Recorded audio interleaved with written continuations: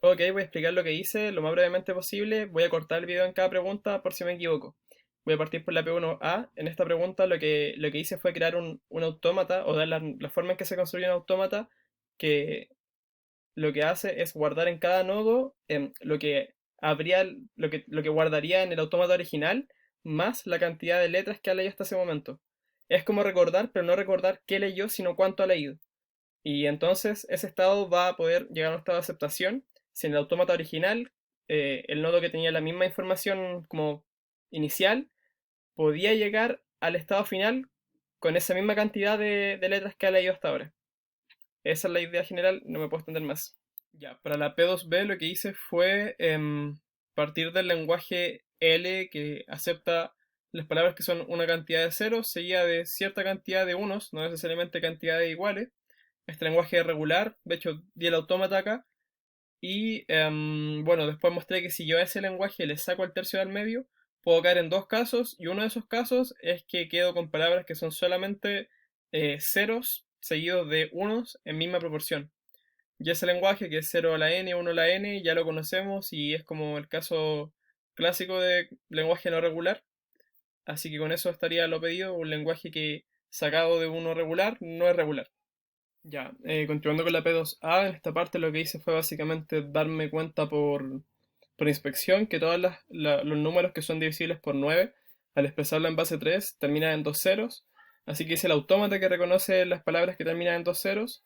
Y luego acá abajo hice como un poquito la demostración matemática, que tiene que ver con exponentes y cosas en base 3. Pero esa es la idea general. Ya, para la P2B lo que hice fue usar el lema del bombeo como de la forma clásica. Tomé una palabra del lenguaje, le hice una partición arbitraria y mostré que con esa partición arbitraria no se cumple el lema del bombeo. Y como es arbitraria, no se va a cumplir con ninguna otra.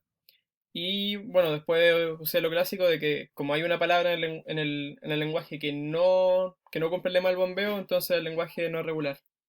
Eso. Ya, para la P3 es difícil explicarlo rápido, pero básicamente lo que hice fue usar que un lenguaje libre de contexto, si existe una gramática libre de contexto que lo genera, y después me vine, bueno, usé inducción estructural para construir de cierta forma esa gramática, y acá en el punteo del 1 al 5 explico cómo se construiría, más que nada cómo se transformarían los operadores de las expresiones regulares a una gramática libre de contexto, y después acá abajo, en estos dos puntitos, di como el algoritmo de construcción, básicamente, que sería como ir de lo más externo a lo más interior. Y eso sería todo. Brevemente, la P4 lo que hice fue un autómata feo, pero que funciona. Se puede hacer más bonito reduciendo estados como con transiciones dobles o fusionando esta rama con esta otra. En la raíz se guardan dos ceros por cada cero que se lee. La rama de la izquierda toma el caso en que hay más unos que el doble de ceros. Eso lo hace sacando un cero por cada uno y viendo si quedan unos. La rama del medio lo que hace es no determinísticamente sacar unos y ceros y así ve el caso A menor que B menor que 2A. Y la rama de la derecha lo que hace es ver el caso en que hay más ceros que unos, sacando dos ceros por cada uno que lee y viendo si quedan ceros. Eso. Ya, para la P5 lo que hice fue muy similar a la demostración del lema del bombeo, en que yo pido, o sea, la palabra tiene que ser más larga que cierto número, y ese número en realidad representa la cantidad de estados del autómata.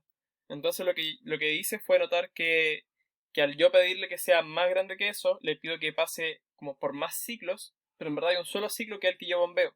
Y como hay un solo ciclo, lo que estoy haciendo es visitar al menos tres veces el estado que da inicio a ese ciclo. Y eso es todo, no me queda tiempo.